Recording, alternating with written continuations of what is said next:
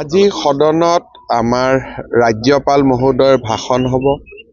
সদনত আমাৰ লোকসেৱা আয়োগৰ দুৰ্নীতিৰ সম্পৰ্কে গঠন কৰা জাষ্টিছ বিপ্লৱ শৰ্মা কমিটিৰ প্ৰতিবেদন দাখিল হ'ব আৰু অসম চৰকাৰৰ পৰিপূৰক দাবী মঞ্জুৰি ইয়াতে দাখিল কৰা হ'ব আৰু ফাইনেলি ষষ্ঠ অনুসূচীসমূহ কি ধৰণে আমি আৰু শক্তিশালী কৰিব পাৰোঁ ডিমা হাছাও কাৰ্বি আলং আৰু বিটিআৰ তাৰ বিষয়ে সদনে 3 ঘণ্টা জুৰি আলোচনা কৰিব।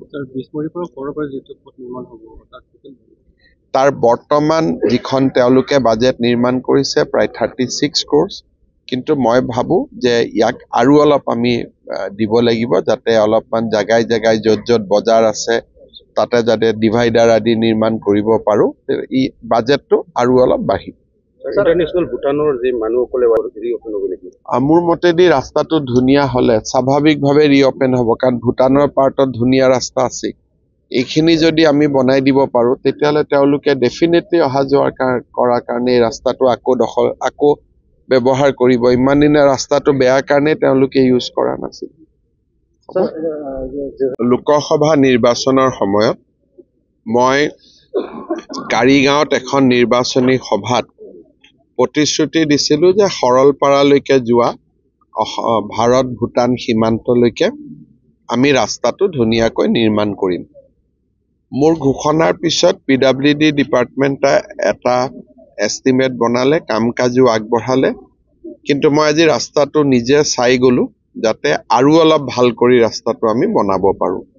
যি নহওক ৰাস্তাটোৰ কাম সোনকালে আৰম্ভ হ'ব আৰু আমি 18 মাহৰ ভিতৰত ৰাস্তাটো সম্পূৰ্ণ কৰিম।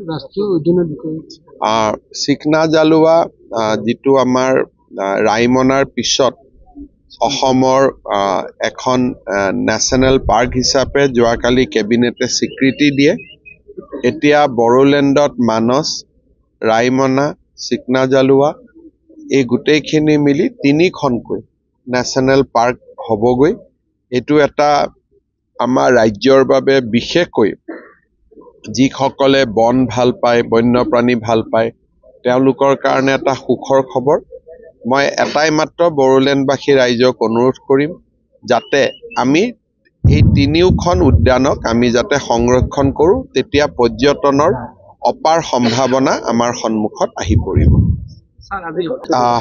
এটা কথা যে এনক্ৰ'চাৰসমূহক আঁতৰোৱাটো আৰু কিছু যিসকল বহু দিনৰ পৰা আছে তেওঁলোকক ফৰেষ্ট পট্টা দিয়া বা এই গোটেই বিষয়বোৰ বিটিআৰৰ বিষয়বস্তু, ইয়াত অসম চৰকাৰে কমেণ্ট দিব খোজা নাই। আপোনালোকে এই বিষয়ে পিছত বিটিআৰ চিফ প্ৰমোদ বড়োৰ সৈতে আলোচনা কৰিম। नोंथाङा railway, Assam police, bank, TET बायदि सरकारि साख्रि मावनो गोसो दं नामा? एबा नोंथाङा बेफोर बायदि साख्रिनि थाखाय थियारि खालामगासिनो दं नामा?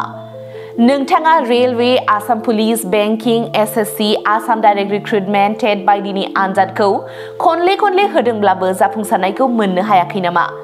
जुदि नोंथाङा railway, Assam police, banking, SSC, Assam direct recruitment, TET cum recruitment आनजादनि थाखाय थियारि खालामगासिनो दङब्ला नोंथांनि थाखाय लानानै फैदों मोनसे मोजां रादाब। लास्ट ईयर से कोचिंग स्टार्ट किया बट कोचिंग ज्वाइन करने के बाद ही मेरा एग्जाम क्लियर हुआ। तो मेरा इस साल 3 एग्जाम का प्री क्लियर हुआ, CHSL का प्री क्लियर हुआ, फिर IPS PO का मेरा प्री क्लियर हुआ है और CGL का भी मेरा प्री क्लियर हुआ है। तो अभी मैं मेंस का प्रिपरेशन कर रहा हूँ। क'क्राझार सहरनि RNB road ward number 6 Sai Baba Mandir एबा एयारटेल अफिसनि साखाथियाव दङ IBT कचिं इन्स्टिट्यूटआ।